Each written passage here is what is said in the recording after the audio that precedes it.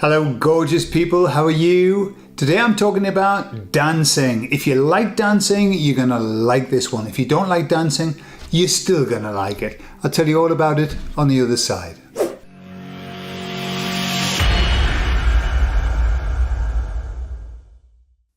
So we've had conversations before about the fact that when we're here, we are following a plan. And lots of people don't like that. Me included. Like, do we not have any free will in this? Do we not have any say in what happens? Is everything planned out for us? It's a rather bizarre way of thinking, isn't it? So I asked the emissaries about that. And they said, there is nothing that happens that's spontaneous in this life. Right? Well, I was a bit vexed with that. And I said, what do you mean? How do we not have any say in all of this, what's happening in our lives? So we're talking about our lives. Is everything orchestrated? They said there are three plans. There are three plans that go on. They said there's the external plan, the outside influence plan. There's your plan, my plan, and then there's God's plan. And those are the three plans that are running concurrently. They explained that the outside plan, the outside influence, is, let's talk about the baddies. The baddies have their external plan, the one that is trying to manipulate and to pull people off their path. That's the first plan. That's the one that affects us a lot. Then there's our plan, and this is where the free will comes into it. You see, we already make our plan before we come here. So I'm being told, if you believe that. So the free will that we exert is before we come here. We have the free will to choose our plan, choose our experiences, decide what it is that we want to learn from this existence. Then we come here and we run through the plan. And then we've got the overarching umbrella plan, which is God's plan, which is everything that we plan must fit in with God's plan. And the external plan, this outside baddies plan, is the one that's trying to stop, to ruin, to distort, to pervert God's plan. Okay, so we've got three plans going on. That's why very often things look very haphazard, because we've got plans that are fighting against one another. Then we've got our plan, and the trick, the secret of our lives is to find out what that plan is and then to start living it. Because let me tell you, the first front end of my life, I was aware that I wasn't really being true to myself. And I think that's our job. The plan is that we set up is for us to have all of these trips and falls and stumbles until it is that we realize what our plan is, and then we start living it. So getting back to free will, the emissaries give me this very beautiful analogy. And they said, imagine that you're dancing. This life is a dance. And let's say it's a waltz, okay? It can be anything. It could be anything, you know. It could be a tango. Now the waltz, if we just focus on that, the waltz has certain steps. So we are dancing our waltz. And although we have certain flexibility in which particular waltz steps we're going to choose and which part of the dance floor we're going to be on, we are dancing the waltz. That's what they mean by following the plan. It's like, it's a waltz. You're not going to do another dance. This is the dance that you've planned. And then they reminded me of these beautiful words from Anthony Dello. And he said, you were not the dancer. You were being danced. And when I first heard that, I couldn't get my head around it. What do you mean? We're not the dancers, we're being danced. What he explains is that we are being led. You know, in a waltz, there's a couple, isn't there?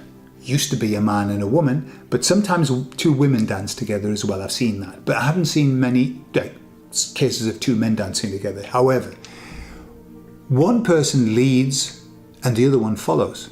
And how I know that is because when I used to watch two women dancing together when I was a Jehovah's Witness, and there was never enough men to have at the weddings that we used to, because you're allowed to celebrate weddings, the women would dance together. And they would always ask the question, are you leading or am I leading? Right? Because naturally, if a man and a woman dance together, a waltz, typically the man leads. That's where we are. We are not the lead in the dance. We are the follower. God is dancing, so the emissaries say. God is leading, God is dancing us around the dance floor, and we are following his steps. And they said, sometimes it feels like you're dancing on your own. Sometimes you're dancing on your own. Sometimes you are dancing on your own. I remember when I was never a great line dancer, which I'm going to come to. You know, I like to do my own thing, and I would dance on my own in a very strange and unusual fashion, so I've been told. Probably had a lot to do with the alcohol that I'd consumed before I started dancing. And that's pretty much how we start our life. We are dancing on our own. Yeah, I'm going to do my thing in my way. And that's good. But then comes a time where you realize that you're not the dancer, you're being danced, or that you ought to allow yourself to be danced. And that's that point of surrender. When you surrender yourself to God and you say, you show me the steps. You lead me. Once that happens, beautiful things happen in your life. Everything is smooth. You know, when there's a couple dancing and they're really good at it and they know one another, then the dance is smooth and beautiful. And that's where we want to get to, being danced by God. And then they said, and then there's the line dancers. Whether it's the slosh, whether it's the hustle, whether it's the lambada, the asereje, the tomato song, doesn't matter. What happens when people dance those kind of dances, they all do the same thing. They all turn at the same time. They all move at the same time. And what they said is that those people, they're the ones who haven't woken up yet. And they're just dancing the same as everybody else because that's what you do. But the real magic starts when you separate yourself from the line dancers, and I would guess that everybody who's watching this video has found themselves separated from the line dancers, thinking that is the most ugly dance I've ever seen in my life. And we might want to dance on our own for a bit, but then that return to God in the awakening process is where we go, all right, you show me the steps, you show me, you lead me. And that's the secret of where we want to go to. Is it giving up? Is it surrendering your liberty? Yes. But remember that you made your plan, and all that God's going to do is help you to dance your plan. That's all. So you're not giving up anything. You're actually surrendering to your own plan. And I promise you this, when you are trying to dance the wrong dance, things will go not well for you. And when you choose to be led, to be danced, everything goes smoothly, just in my experience. And it's a process. It isn't something you can do straight away. If you're very, very lucky, you do. But most people don't. Most people have to go through that process. And it's when you're sick and tired of feeling sick and tired, when you say, okay, show me. I hand myself over to you and show me. And that's when the magic happens. I love you all. Keep on dancing and be the danced, not the dancer. See you later.